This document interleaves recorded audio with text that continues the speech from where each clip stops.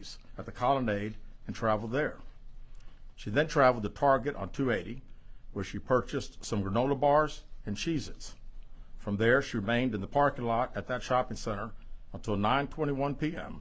when she drove to I-459.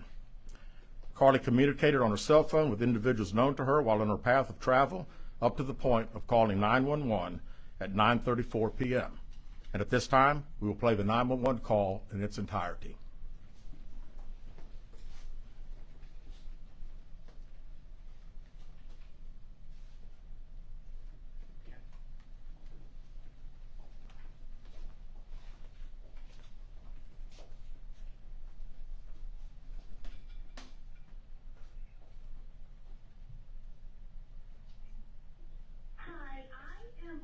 Interstate 459, and there is a kid just walking by themselves. Hold on. Where on 459 are you? I'm right next to the exit 10 by the Hoover Med, like to get off by the Hoover Med. Okay, so you're before the exit? Yes. Okay, and were you headed southbound or northbound? Like towards Tuscaloosa or toward 280? Towards Tuscaloosa. Okay. And was the child on the left or right side? On the right side. Were they walking northbound or southbound? They're walking towards Tuscaloosa. Walking southbound? How old do they look? Like a toddler, like maybe like 3 or 4. Did you pull over with them? Or are you still with them? Yes. Okay, are you with the child right now? No, I'm not. I didn't get out of the car. I can see them though. Do you mind staying and keeping an eye on them until we get there? Yeah, sure, yeah. Okay, what kind of car are you in? I'm in a red Mercedes-Benz. Is it a sedan or SUV? SUV. I mean, it's a sedan. Sorry. Can you put your hazards on for me? Yeah, they're on. Okay. Did you talk to the child at all, or did you say anything to them? No. Okay. No. Do they look like they're injured? No, they don't. Are they white, black, Hispanic, or Asian? They're white. Okay. Is it male or female? I think it's a boy, a little boy. White male? Okay. So is he wearing clothes? Yes. Okay. What is he wearing? It's a white t-shirt, and it doesn't look like he has any pants on. It looks like a diaper. And you don't see any cars anywhere? No cars anywhere.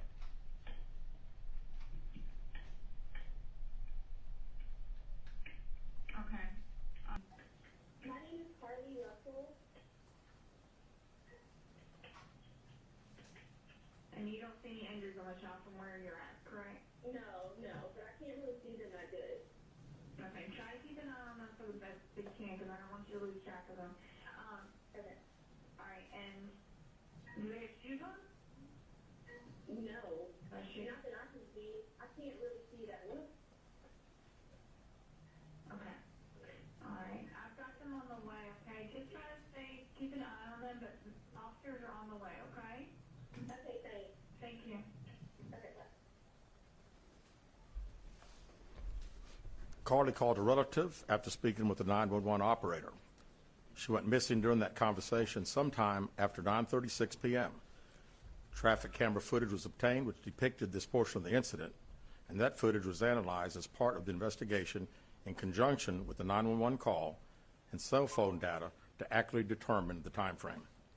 Carlee's 911 call remains the only report of a child on the interstate, despite numerous vehicles passing through the area at that time. No one has called to report that a child is missing, and the Hoover Police Department did not locate any evidence of a small child walking down the interstate. Data from Carlee's phone, including her Life 360 app, shows that she traveled approximately 600 yards in her vehicle while she was on the phone with 911, stating that she was following a child. 600 yards. That is 6 football fields straight, 600 yards. The Hoover 911 Center received a second call from Carlee's mother stating that a relative was on the phone with her when they heard Carlee scream, and then they had an open phone line. Hoover police officers arrived on the scene within 5 minutes of being dispatched, and several other officers arrived shortly. They located Carlee's wig and cell phone in the grass near the vehicle, Her purse was located in the front seat of her vehicle with her Apple Watch in the purse. The food she ordered for Tzatziki's was also in the car. The items she purchased from Target, as well as the items taken from her place of employment, were not in the vehicle, nor were they located anywhere around the scene. Hoover Police deployed all available assets from the point in the search for Carlee. Additional resources were called in to include our own drone unit, crime scene investigators. Numerous detectives responded to the scene. Throughout the day Friday, officers from surrounded local and federal agencies assisted Hoover Police in the search for Carlee Russell. Officers returned to the scene on 459 to conduct a thorough line search for evidence. K-9 teams from the Jefferson County Sheriff's Department responded to check for any sign of Carlee, the child that she claimed to see, and anything else that could be considered evidence in this case. Those searches all turned up empty. Private citizens, including search parties organized by her family, friends, began looking everywhere that they could to find any trace. These searches took place throughout the day Friday and again on Saturday, yielding nothing. At 10:44 p.m. on July 15th, the Hoover 911 center receives a call from Carlee's residence stating that she returned home on foot. In subsequent investigations, detectives obtained surveillance footage of Carlee walking down the sidewalk alone prior to arrival at her residence. She was conscious and speaking with paramedics when she was transported to UAB. Detectives were able to obtain a brief statement from her prior to being treated and released. During the statement, she told detectives that while traveling down the interstate, she saw a baby walking down the side of the road and called 911. She stated when she got out of her vehicle to check on the child, a man came out of the trees and mumbled that he was checking on the baby. She claimed that the man then picked her up and she screamed. She stated he then made her go over a fence. She claims he then forced her into a car, and the next thing she remembers is being in the trailer of an 18-wheeler. She stated that the male was with a female. However, she never saw the female, only hearing her voice. She also told detectives she could hear a baby crying. She told detectives the male had orange hair with a big bald spot on the back. She said she was able to escape the 18-wheeler and fled on foot, only to be captured again and then was put in a car. She claimed she was then blindfolded but was not tied up because the captor said they did not want to leave impressions on her wrists. She said that they took her into a house and made her get undressed. She believes they took pictures of her, but she does not remember them having any physical or sexual contact. She stated the next day she woke up and was fed cheese crackers by the female. She said the woman also played with her hair but could not remember anything else.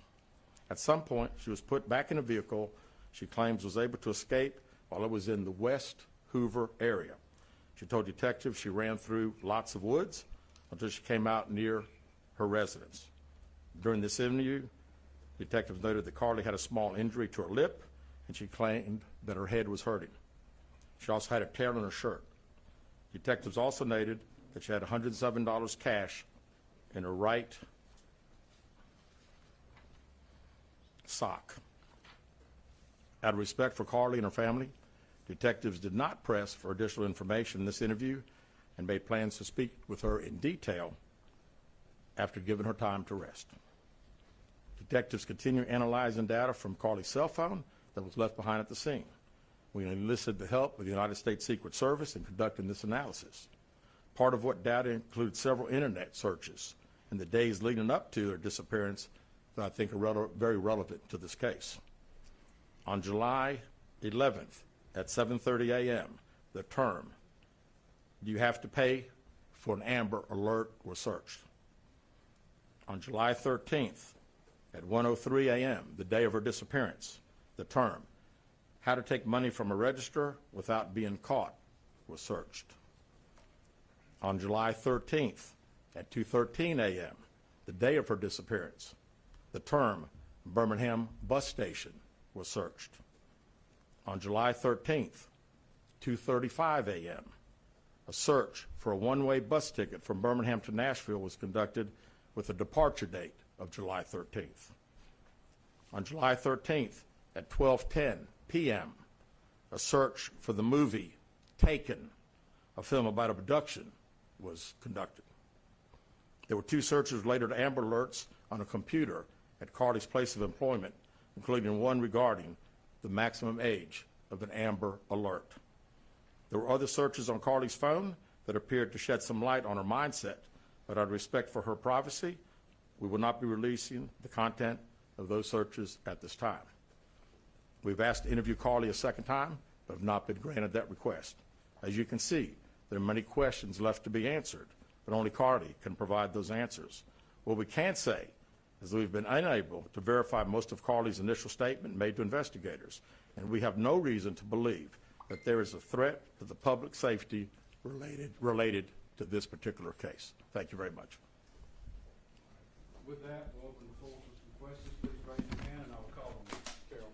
Chief, do you expect any charges against Carlee Russell in connection with the disappearance and in connection with what was taken from the Woodhouse spa?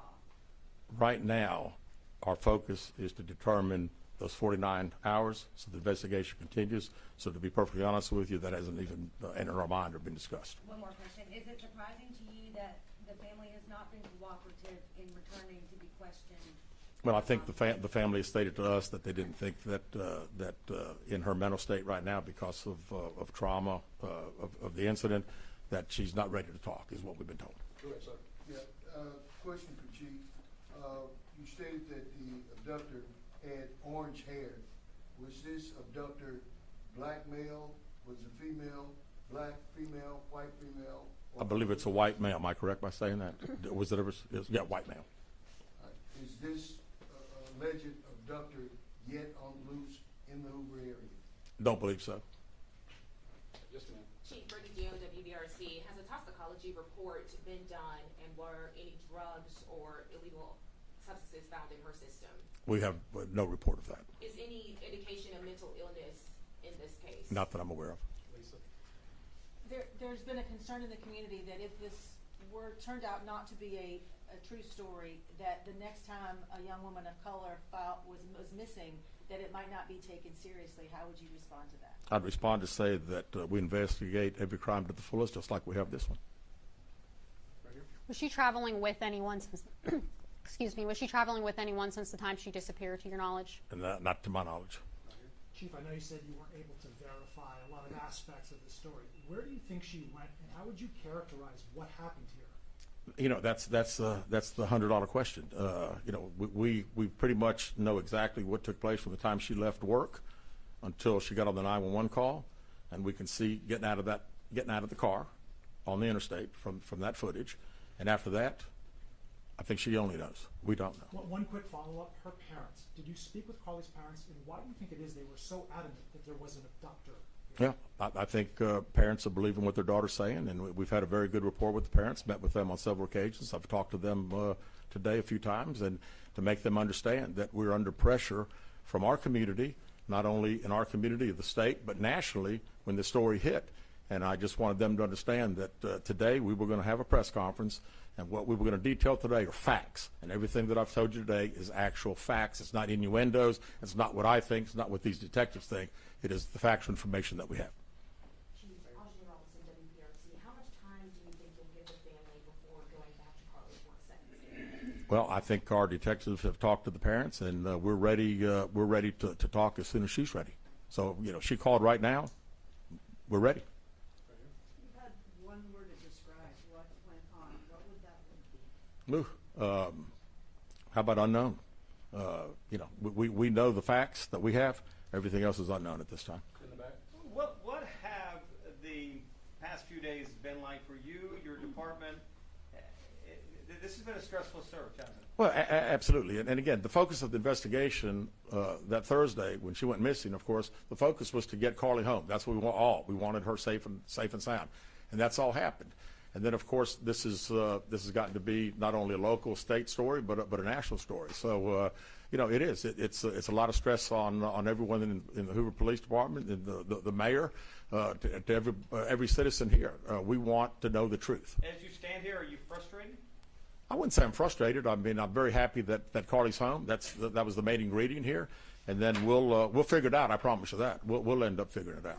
Any idea about the number of manpower hours or the expense of the drones and all the rest of the search that might have cost the city and the state and federal government? Yeah, we haven't had time to consider that, but it's again, these detectives that are here, this is just a small group of people that have been associated with this case. We have put every available resource that we have on this case because we wanted to make sure that we found out everything. We wanted to get her home, and we have. Chief, was there any prior indication of mental health problems or Not that I'm aware of. Could you just expand on the people from the state, federal resources brought in? What were they doing exactly as you all were searching for her? Can you just expand on that? Sure. A lot of the from the FBI side, several agents helping us interview. I mean, as you well know, in a case like this, especially when it goes national, we got hundreds and hundreds of calls. And when you get those calls, some of them may just be outlandish, but you've got to follow up on them because you never know that you may get that one tidbit. And I'd also say, too, that we had a great cooperation with the family. The family received hundreds and hundreds of tips, and every time they got a tip, they sent it to us. Would you say a crime has been committed No, in this case? we have not determined that, no. Keith Mims, WAGG 610 Summit Media. Question for Chief. With all of the searches that you mentioned, Chief, that were on Carlee's phone, does that kind of give you an indication of her mind state during this ordeal, the 48 hours that she went missing? Well, again, we want to talk in facts, and I do think it's highly unusual to the day that someone gets kidnapped, that 7 hours, 8 hours before that they're searching the internet, Googling the movie Taken about an abduction. I find that very strange, yes. Yes. Do you feel confident, do your investigators feel confident that you know why Carlee Russell may have done this? No, we do not know. Absolutely not. Chief, can you explain for us, you mentioned it while I believe you said Carlee was on the phone with 911, she was traveling 6 football fields, which tells you what? Which tells me that I've had kids, and I'm sure a lot of people here have, and it's very, very, again, she said it, and I'm not saying it couldn't happen because I've always been one of these guys, never say never, but 6 football fields. I mean, I like athletics, I like football. 6 football fields. To think that a toddler, barefoot, that could be 3 or 4 years old, is going to travel 6 football fields without getting in the roadway, without crying, without any just moving down. It's just very hard for me to understand. Chief, have you used any technology to enhance that video from 459, and did you see a man grab her? We did not see, from what we can tell, we don't see anybody on the interstate other than her car and then someone getting out of her driver's side. We have sent that off to the FBI for enhancement. It has not been returned. Do you think in this case that charges will be forthcoming towards Carlee Russell, and how serious of a crime is it to not only fabricate a 911 call, but to lie to law enforcement during an investigation? Well, again, that's not something that we've been discussed as we're going through the still investigation. But, people have to understand that when someone says something like this, we put every available resource. Everybody comes together from, like I say, state, local, federal. It's just a lot of work, and the gentleman earlier said frustrated. I mean, it is a little frustrating to think that all this has been done and we can't find anything out. Did anyone see her calling in from the side of the road when she made that 911 call? No, not to my knowledge. All right, so is this investigation held up until you can speak once again to Carlee Russell?